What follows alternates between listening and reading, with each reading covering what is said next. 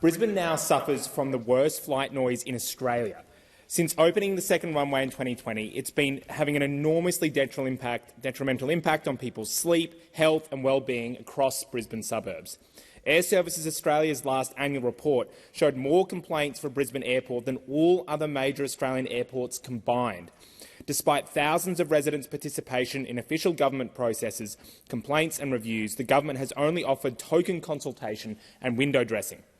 This bill will force real change to curb flight noise, introduce reasonable restrictions, including implementing a nighttime curfew on flights from 10 p.m. to 6 a.m. so that residents can get a good night's sleep, a total cap on flights at 45 flights per hour to manage relentless noise throughout the day, and a new long-term operating plan to prioritise more flights over the water. Noise reduction mechanisms like this are already in place in providing relief for other communities near airports across Australia, including at Sydney Airport, which has both a cap and a curfew since 1997, and it obviously hasn't stopped Sydney from being a thriving world city with some of the cheapest flights in the country. The Prime Minister himself was a strong advocate for noise reduction when it was affecting his own inner-city seat, Sydney seat, and if a cap and curfew on flights are good enough for Sydney, then they should be good enough for residents of Brisbane. It can be hard, I think, for people not living directly under the flight paths to appreciate how severely impacted residents are by this issue, particularly while the airport and government are working overtime to tell people there's no problem. As one constituent in Griffith, Erin, told me, and I quote, "The constant waking through the night from the noise is affecting our health and well-being. We have a small two-bedroom Queensland cottage, and the noise from the planes rattles our entire house when a plane goes over, and we are struggling to even hear each other talk. My toddler is absolutely terrified and now constantly waking all through the night from the ridiculously loud planes at all hours." Or like Megan, who lives in Dutton Park, who told me, "Each night I am constantly woken by airplanes from over our home, particularly around 2 to 3 a.m. Then from 5:50 a.m. to 7 a.m. we have a constant stream of low-flying aircraft over our home almost every 3 minutes.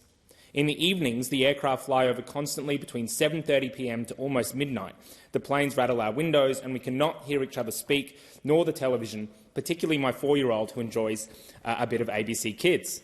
The disrupted sleep every night is unbearable. When we purchased our home, there was next to no aircraft noise. One day, it was like a switch. The aircraft noise started and it has never stopped." There are thousands of stories like this across the community. That the Minister for Infrastructure and Transport is now refusing to meet with the community campaigners advocating for change is shameful. I am certain that the Airport Corporation has no trouble getting access. We know that Brisbane Airport Corporation's ambition to double flights over the city by 2035. Worse, the government's own aviation industry green paper predicts a tripling of flight movements by 2050, and just madness when you consider the impacts on noise, air pollution and CO2 emissions. You'd think that by 2050, instead of tripling flight movements, we might instead be finally building high-speed rail in this country, connecting 3 of the busiest air routes in the world and decarbonising our travel.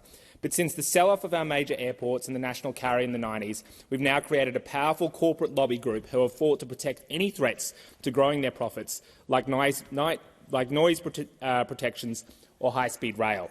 At the end of the day, this is a fight led by everybody, people standing up against the greed of big corporations and against Labor and the Coalition, who are held captive by the airline corporations.